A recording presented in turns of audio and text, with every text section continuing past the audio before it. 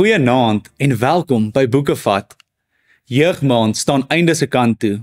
So binnekort sal ons jeugspan groet en ons meer ervare leraars terugkeer. Ons eindig die vrugte van die Gees vanaand af met soms een van die uitdagendste vrugte daar buite, selfbeheersing. Ek weet baie mense sukkel ook met geduld of miskien vreugde, maar in my lewe het ek al gesien dat selfbeheersing 'n groot uitdaging is. Kom ons lees 2 Timoteus 1 vers 7. Want God het ons nie 'n gees van vreesagtigheid gegee nie, maar van krag en liefde en selfbeheersing. Dit is vir my so mooi vers in die Bybel, want ek hoor gereeld mense sê hulle is bang of het vrees vir iets.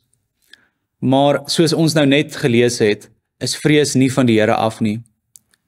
Hierdie vers is 'n baie goeie seën wat jy oor jou eie lewe kan uitspreek, elke keer wat jy begin bang voel, of jy voel dat jy wankel.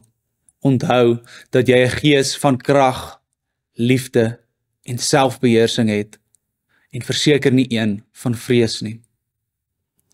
Soms voel dit ook asof daar dinge is wat ons onsself nie kan help om te doen nie.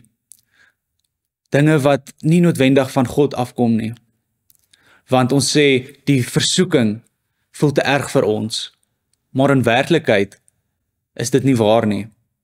Want in 1 Korintiërs 10 vers 13 staan dit duidelik geskryf dat geen versoeking wat meer is as wat 'n mens kan weerstaan, het julle oorval nie.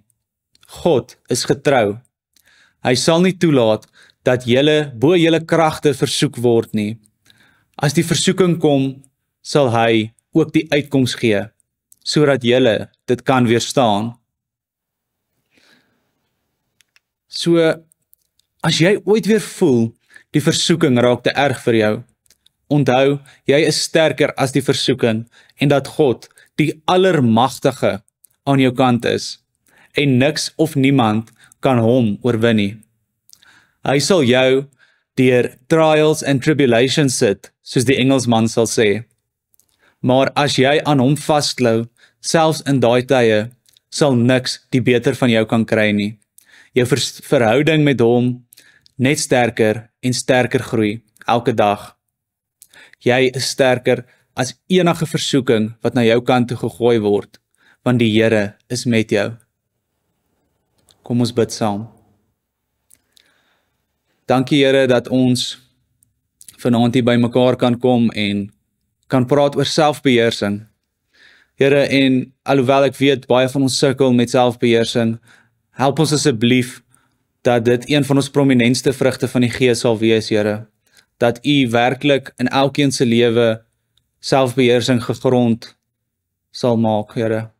Dat ons 'n wag voor ons mond sal sit voor ons praat, as daar iemand voor ons inry in die verkeer, of as iemand ons kwaad maak. Here, ek vra asseblief dat U werklik selfbeheersing aan elkeen sal gee, wat van U kinders, Here. Ek vra dit als nie omdat ons dit verdien nie, maar alleen in U heilige naam. Amen.